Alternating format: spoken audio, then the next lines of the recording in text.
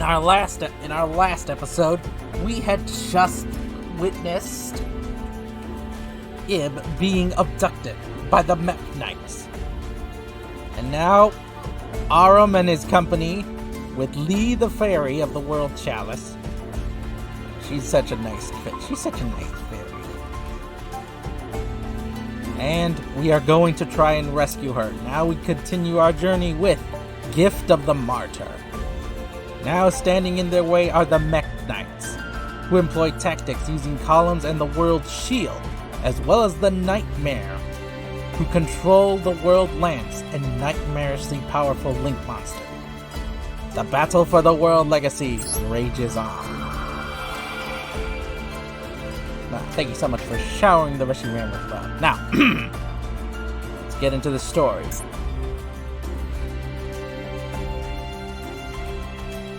Once again, we are continuing where we left off last time. Ib has been captured by the Mech Knights. What will befall her? Can Lee and the other heroes save her? Gift of the Martyr.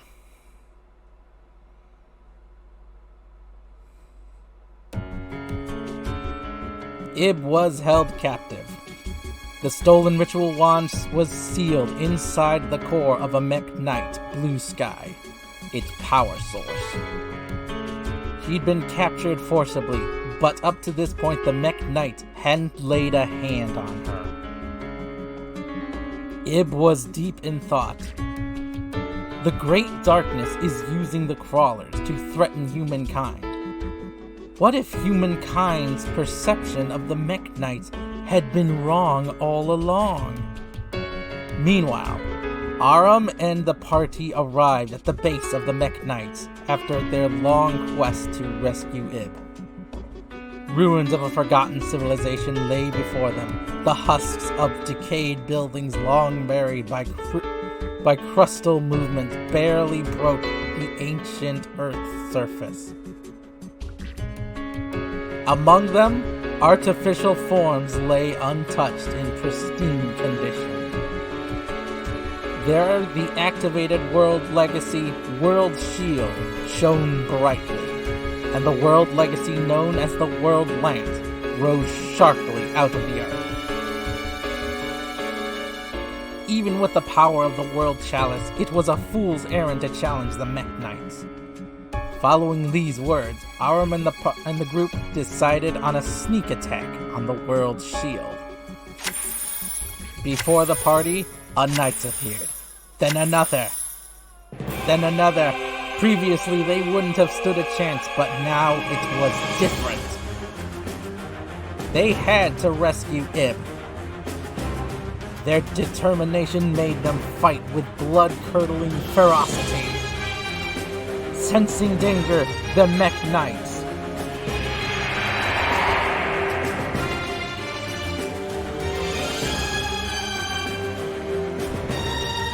transformed into a united form, the Mech Knight Spectrum Supreme.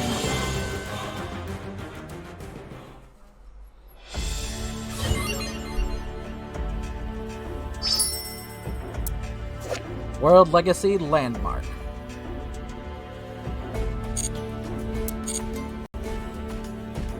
The battle rages on.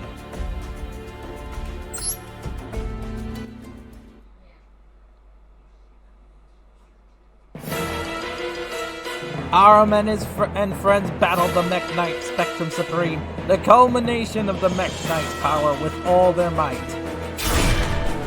As the tide turned in the battle, Ningirsu gathered his strength and put his all into one decisive strike of his spear. However, his attack was parried by the Mech Knight Spectrum Supreme, opening a large hole in the wall. The already fragile ruins couldn't withstand the impact and began to collapse. Before the dust settled, so as not to be noticed by Mech Knight Spectrum Supreme, Ningirsu directed a subtle glance toward Lee. Noticing his glance, Lee nodded and slipped from the battlefield. Each signaled her intentions to infiltrate the base alone and rescue Ib. Lee flew feverishly before finally arriving at Ib. Ib breathed a sigh of relief when she saw Lee there, unharmed. But her relief was short-lived, as she learned that the others were battling the Mech Knights. Maybe it was they who were wrong to battle the Mech Knights. To know the truth, she had to stop the battle immediately. As Ib uttered those words, Lee, who stood in front of her, now slowly turned around. Upon their first meeting, Lee had greeted Ib with the warm smile of a fairy. But her smile had transformed, now blackened and hideous. Terrified, Ib sought to scream, but her consciousness was consumed by deep darkness before she could utter a noise.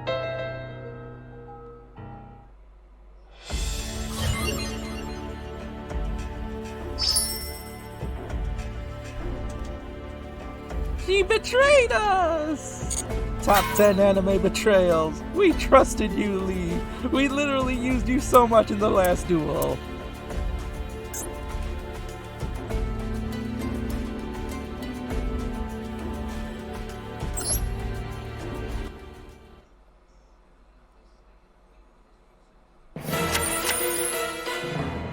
Aurum and the others continued to battle.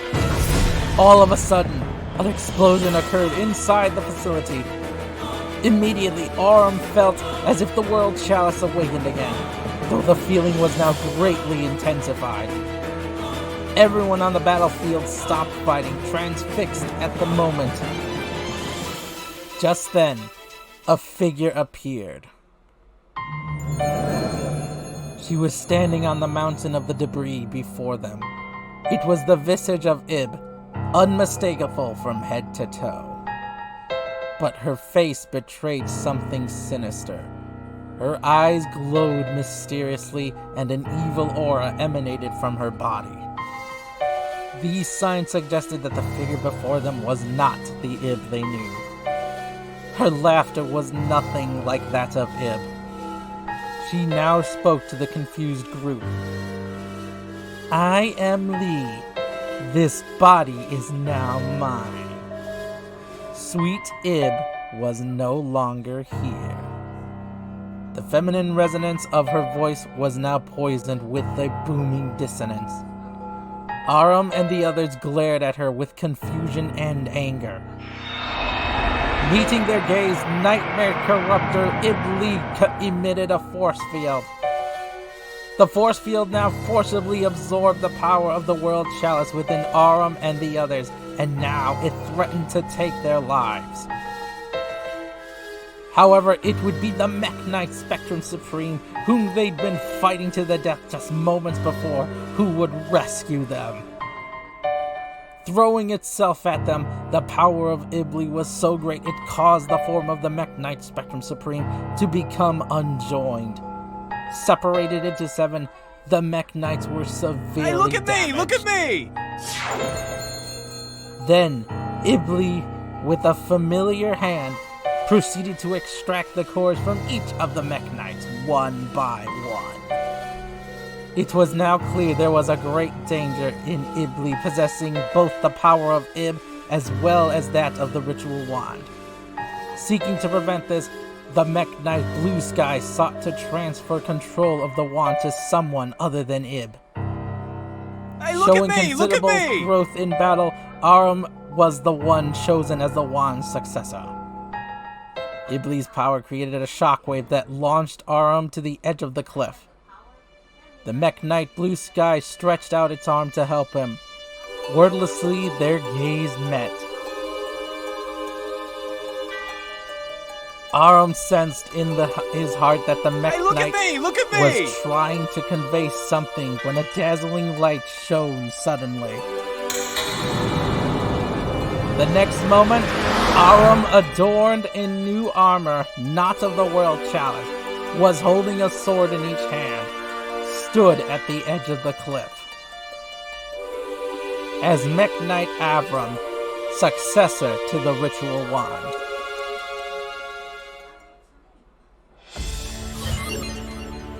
How's it going? I'm so dank. Alright.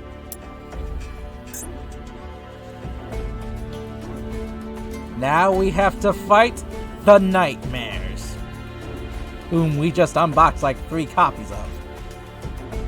I'm talking about the gold. I'm talking about the yellow unicorn. I think we unboxed like 3 yellow unicorns on this free-to-play account earlier. This account is not meant for dueling people online. This is just my, let's just collect all the cards and do whatever. Hey, look at me! Look at me! Yeah, I like how I'm so lucky, Mr. I'm so dank, on an account that I'm never gonna use to actually duel other players. But we got pretty lucky on the main account. We got 2 copies hey, look of at me! Nightmare Look at Unicorn. me! But in any case, back to the story. This is supposed to be me going through the story mode and narrating it for your kids' entertainment. Now, be silent, and let's continue!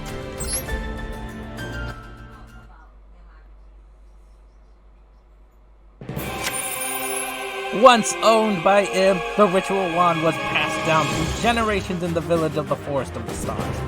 It was the key to the fate of the stars, and held the power to unlock the World Legacies.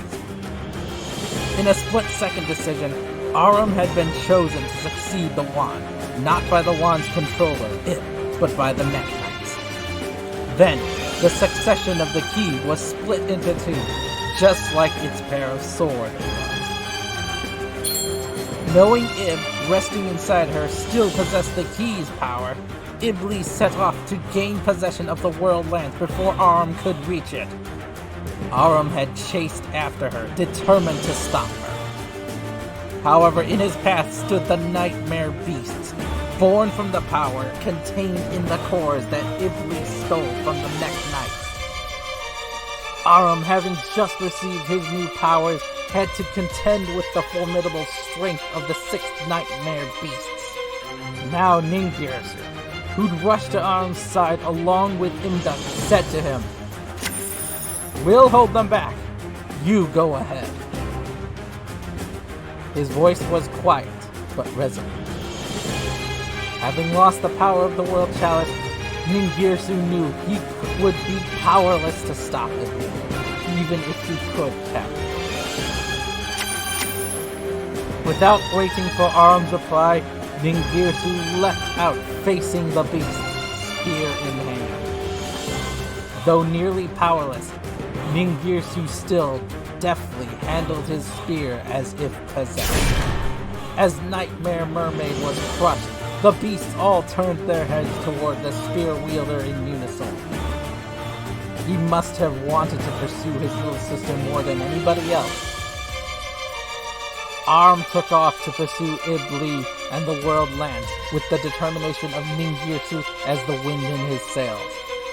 Left alone, Ningirsu continued to fight by himself, his roars echoing throughout the battlefield. The battle is about to begin. Now we see the conclusion of what happened. Look at me! Mr. Quick, you just missed an epic duel, Mr. Quick. I am telling you, you missed an epic duel. We beat this on the first try, using the loner deck. We beat this on the first bloody try, with the loner deck.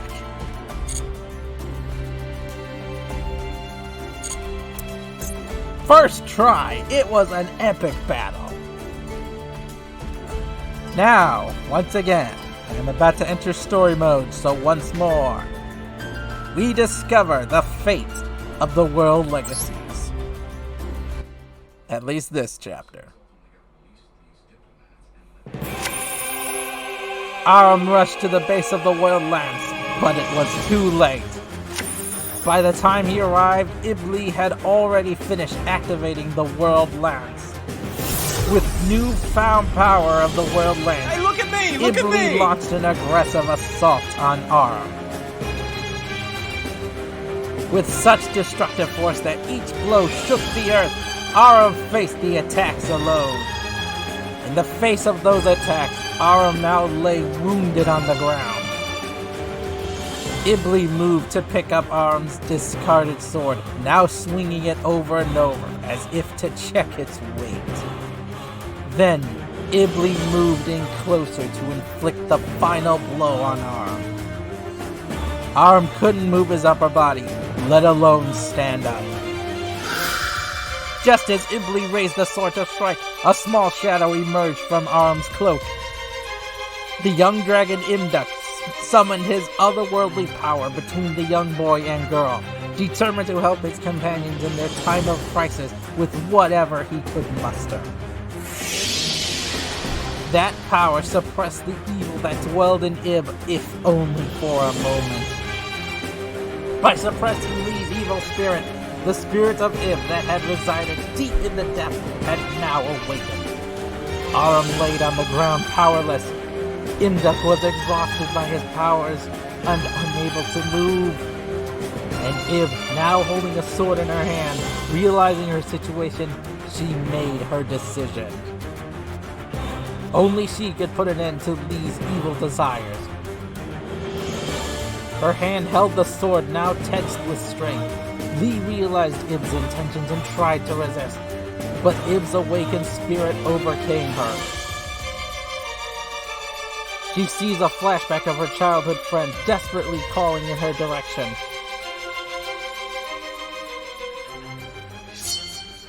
The young girl drew short, rapid breaths, points the blade toward herself, and...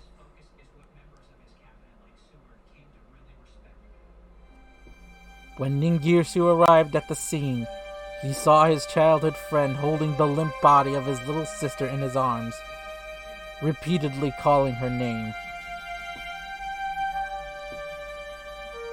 At the cruel end of the surreal scene, the older brother could do nothing but stand there, stunned and speechless.